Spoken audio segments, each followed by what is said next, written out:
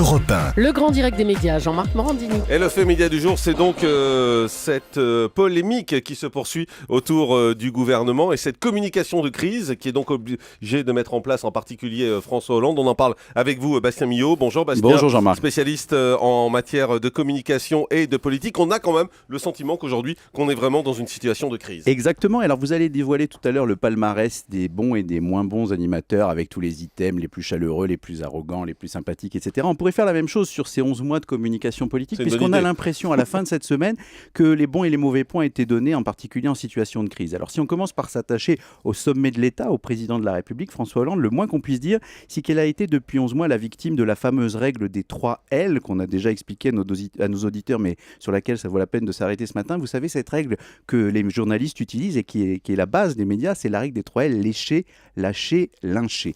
On a commencé il y a 11 mois par encenser François Hollande, on le voyait à la une des journaux, le président installé, le fameux président normal, qui avait en termes de communication une aura, une volonté, on va dire, des médias de saluer cette élection d'un nouveau président. Et puis très soudainement, au bout d'un mois, eh bien, cette communication, cette image s'est dégradée. On est passé dans une phase de lâchage extrêmement rapide. Et puis aujourd'hui, Jean-Marc, cette semaine, on est clairement dans une phase de lynchage. Finalement, vous nous expliquez que tout ça est logique, Bastien.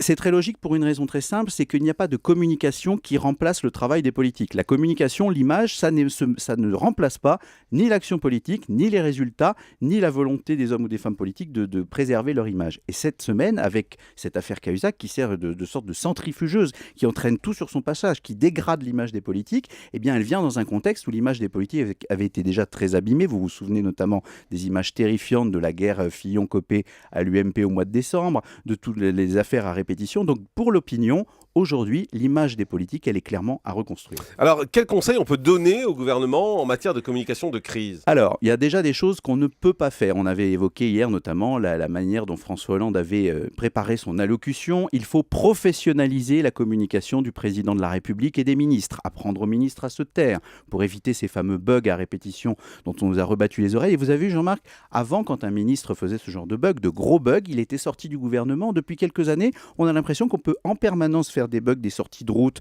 des ratages sans jamais être sanctionné. Donc il y a le retour à une communication plus efficace et puis il y a aussi les règles de communication de base pour tout homme politique. C'est la clarté, le caractère incisif des propos, la capacité à être percutant. Et vous avez vu que parmi cet océan, on va dire, d'eau propre qui tombe sur les hommes politiques, il y en a un qui a réussi à tirer son épingle du jeu. Il était l'invité encore du journal de 20h de France de hier. C'est Manuel Valls qui reste au sommet des classements de popularité, qui a en tant que ministre de l'Intérieur une bonne image auprès des Français et qui a millimétré sa communication depuis 11 mois. On a l'impression que tout tombe à côté de lui, mais lui, ça glisse comme sur les plumes d'un canard. C'est peut-être une leçon à méditer pour les autres hommes politiques. Merci beaucoup, Bastien Millot.